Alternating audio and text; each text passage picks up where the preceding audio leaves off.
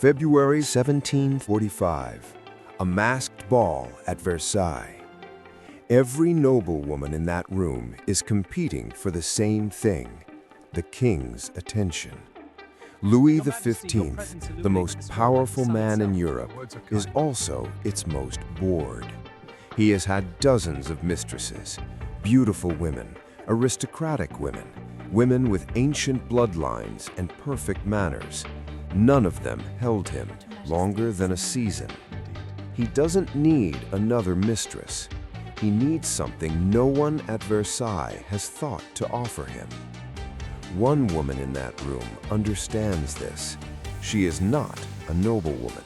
She is a commoner, the daughter of a financier. She is also the only person at that ball who has spent the last 20 years studying exactly what Louis XV needs. Her name is Jeanne-Antoinette Poisson, and tonight is not a seduction, it's a job interview. To understand what she did at that ball, you have to understand what she had already done before she arrived. Paris, 1730. Jeanne-Antoinette is 9 years old. A street fortune teller on the Rue Saint-Honoré tells her mother something extraordinary. This girl will one day reign over the heart of a king. Most mothers smile and move on. Madeleine de la Motte goes home and opens a file. Not on fate, on logistics. From that day forward, her daughter's life becomes a professional development program with one client in mind, a king she has never met in a palace she has never seen. The tutors who arrive at their door are not there to teach scripture or household management. They are specialists, a music master, a theater coach, a painter, an engraver, a philosopher who teaches her how to hold a debate and win it without making her opponent feel defeated. She learns to memorize entire theatrical plays and perform them without notes. She learns to paint well enough to exhibit.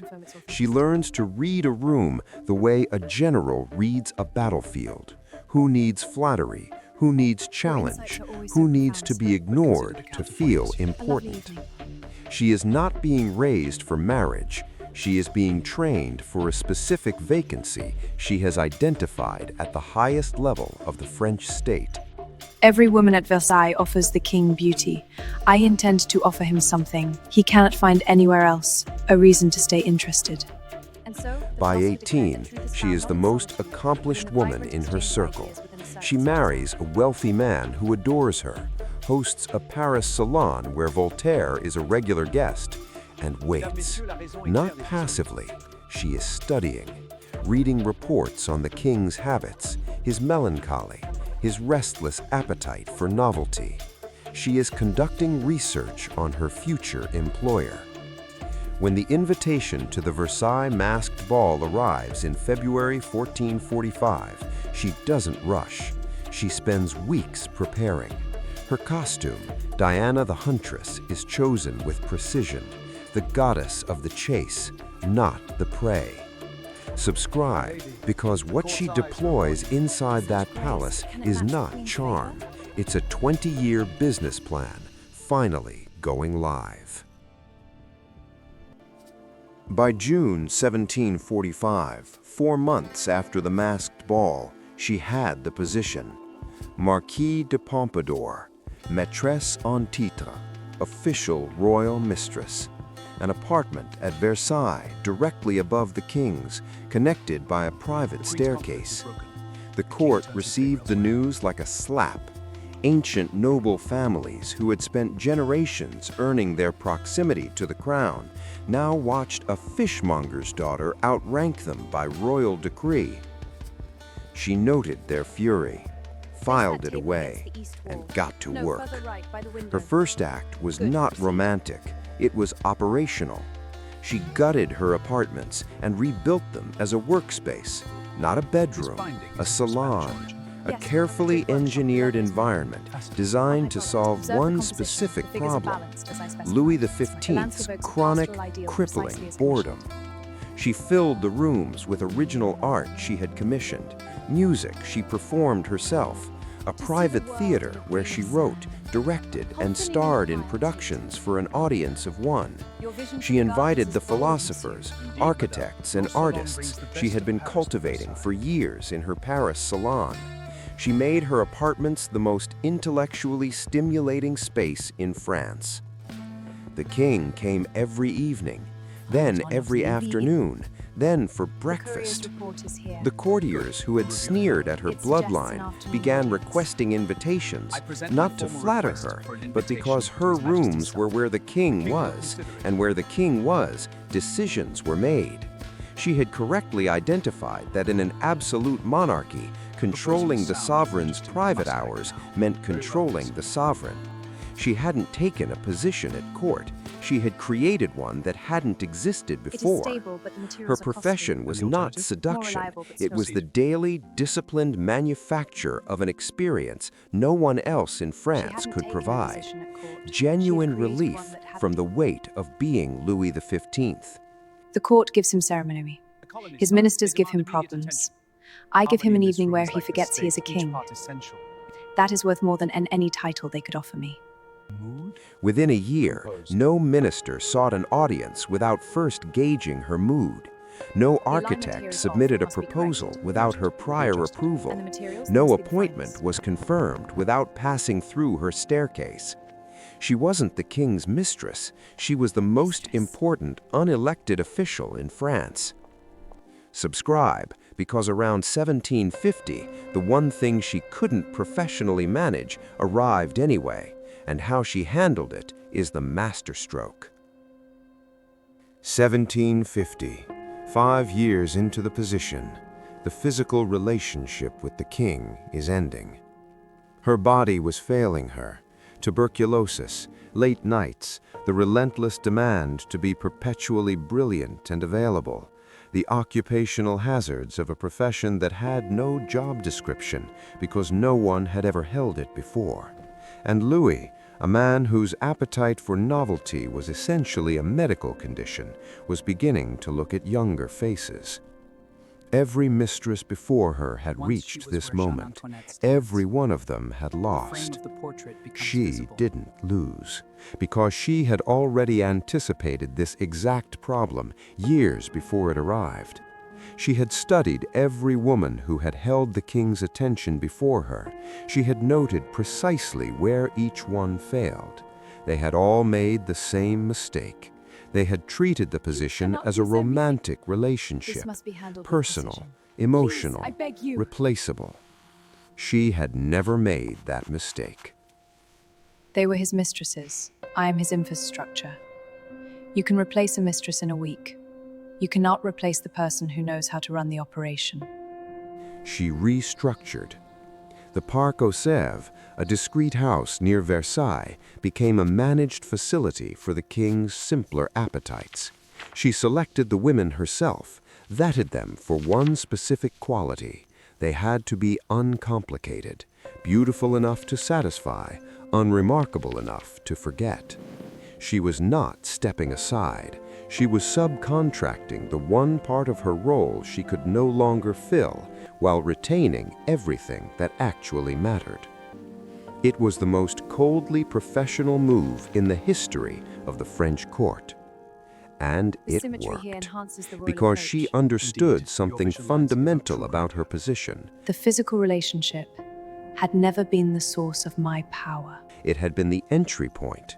What she had built inside Versailles over 5 years, the trust, the access, the daily management of the king's mind and will, that was the actual job. And that job, no younger woman could walk in and do. It required 2 decades of preparation and 5 years of on-site expertise. She had made herself not just valuable, she had made herself the only person qualified for a position that officially did not exist. Subscribe, because indispensable is only a protection until the body that holds it starts to fail. April 1764. Jeanne-Antoinette Poisson is 42 years old. and the profession is killing her. It had always been going to end this way. She had identified the vacancy, engineered herself to fill it, and spent 20 years performing at a level that left no margin for rest, illness, or error.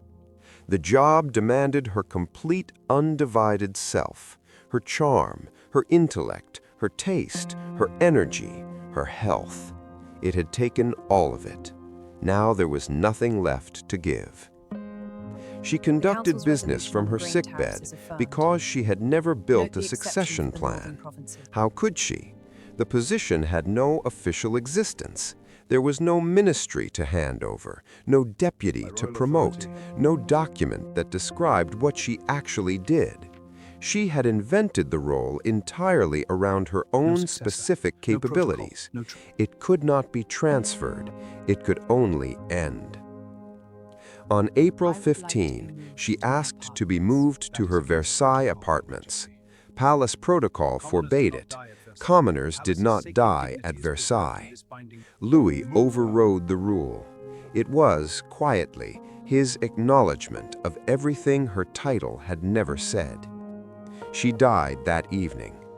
Louis stood on a rain-soaked balcony and watched her funeral procession leave the palace.